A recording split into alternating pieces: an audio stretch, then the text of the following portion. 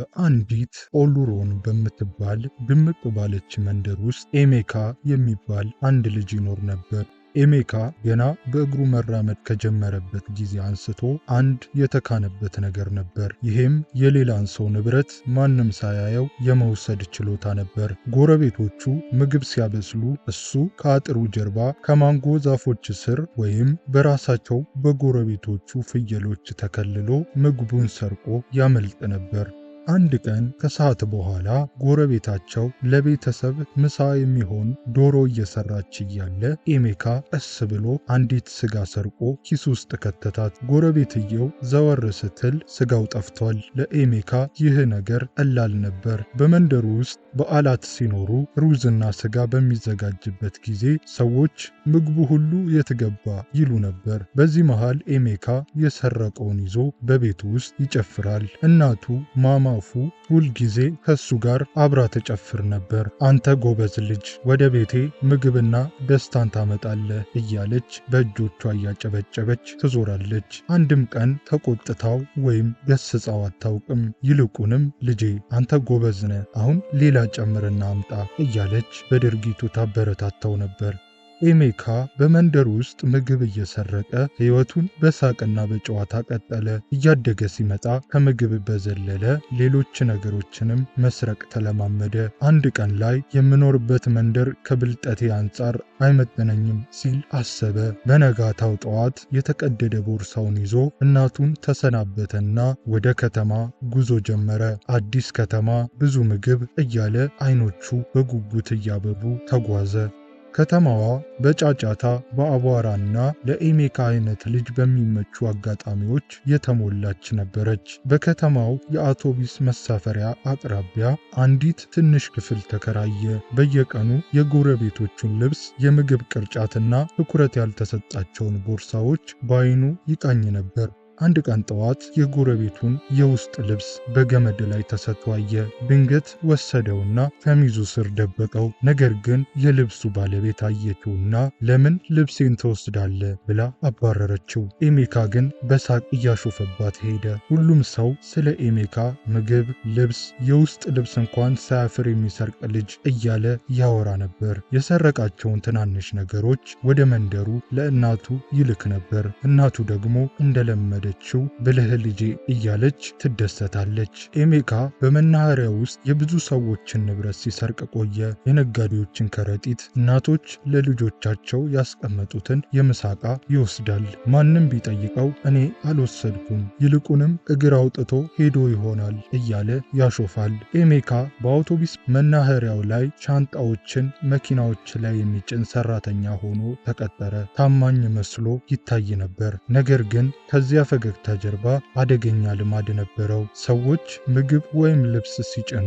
እሱ ግን ከውስጡ እየቀነሰ ያወጣ ነበር። አንድ ቀን ከሰዓት በኋላ ማማ ንጎዚ የተባሉ አንዲት አሮጊት 4 ትላልቅ ከረጢቶችን ይዘው መጡ።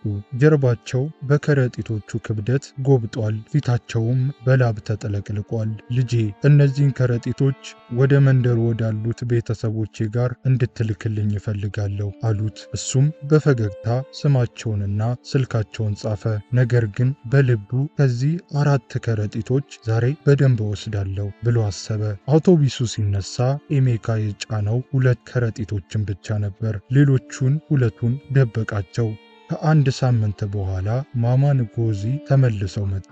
ልጄ ቤተሰቦቼ የተቀበሉት 2 ከረጢት ብቻ ነው፣ ሌሎቹ የት ገቡ ብለው ጠየቁት። የኤሜካ ፊት ተለዋወጠ። ምን እንደሚሉ አላውቅም፣ የሰጡኝ 2 ብቻ ነው ብሎ ጮኸባቸው። እሳቸውም ደነገጡ። ተው ልጄ 4 ከረጢት ሰጥቼሃለሁ፣ በሁሉም ላይ ስሜን ጽፈህ ነበር አሉት። ኤሜካ እውነቱን ከመናገር ይልቅ አሮጊቷን አንቺ አሮጊት አትዋሺ ብሎ ጮኸባቸው። እሳቸውም ቀረብ ብለው አንተ ልጅ ፈጣሪን ፍራ፣ የወሰድከውን መልስ አሉት። በዚያ ቅጽበት ኤሜካ እጁን አነሳና ማማ ንጎዚን በጥፊ መታቸው። የአውቶቡስ መናኸሪያውም በዝምታ ተዋጠ። ማማ ንጎዚ ደንግጠው ወደ ኋላ አፈገፈጉ። አይኖቻቸው በእንባ ተሞሉ። እንዲህም አሉት፣ ትፈልገኛለህ፣ በኋላም ትለምነኛለህ፣ ግን አታገኘኝም። ስትሰቃይ ያኔ ይችን ጥፊ ታስታውሳታለህ።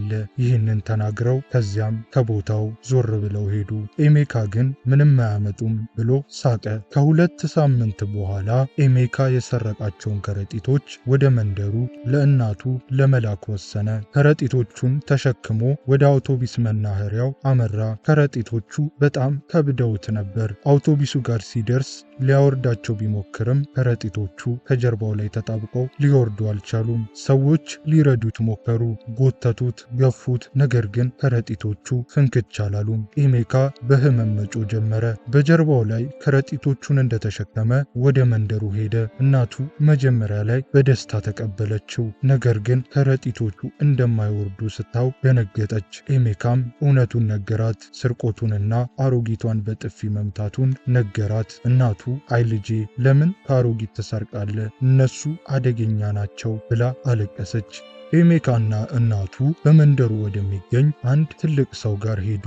ይህም ሰው ይህንን ሸክም የበደልካቸው እጆች ብቻ ናቸው ሊያነሱት የሚችሉት፣ ወደ ከተማው ተመለስና ባለቤቱን ፈልግ አሉት። ኤሜካ ብቻውን ወደ ከተማ ተመለሰ። በፀሐይና በዝናብ ውስጥ በአውቶቢስ መናኸሪያው ጋር ተቀምጦ ትልቋን ሴትዮ ይጠባበቅ ጀመር። በመጨረሻም ማማ ንጎዚ መጡ። ኤሜካ እየሮጠ ሄዶ እግራቸው ስር ወደቀ። እባኮትን ይቅር ይበሉኝ በድዬዎታለሁ ብሎ አለቀሰ።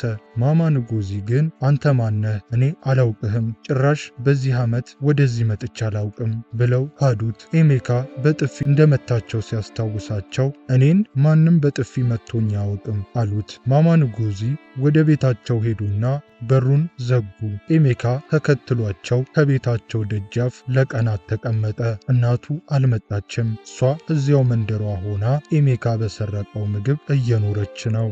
በመጨረሻ ማማ ንጎዚ አዘኑለት። ለእናቴ ብዬ ነው ያደረኩት አላቸው። አሁን አንተ እዚህ ደጃፌ ላይ ስትሰቃይ እናትህ እንኳን የለችም። መልካም ነገር መስሎ ያደረከው ነገር ለሌላም ሰው ይጎዳል የሚለውን ነገር ማሰብ አለብክ አሉት። ይህንን እንደተናገሩ በዚያው ቅጽበት ከረጢቶቹ ከኤሜካ ጀርባ ላይ ተንሸራተው ወደቁ። እሱም በደስታና በሐፍረት አለቀሰ። በንጹህ እጅ ሥራ በስርቆት የመጣ በእንባ ታጣዋለህ ብለው መከሩት። ኤሜካ ወደ መንደሩ ሲመለስ ባዶ እጁን ነበር። እናቱ ምን ሰርቀ መጣ ብላ ስትጠይቀው ኤሜካ የተፈጠረውን ነገር በሙሉ ነገራትና ከዚያን ቀን ጀምሮ መስረቁን አቆመ። በአውቶቢስ መናኸሪያ ውስጥ በታማኝነት መስራት ጀመረ።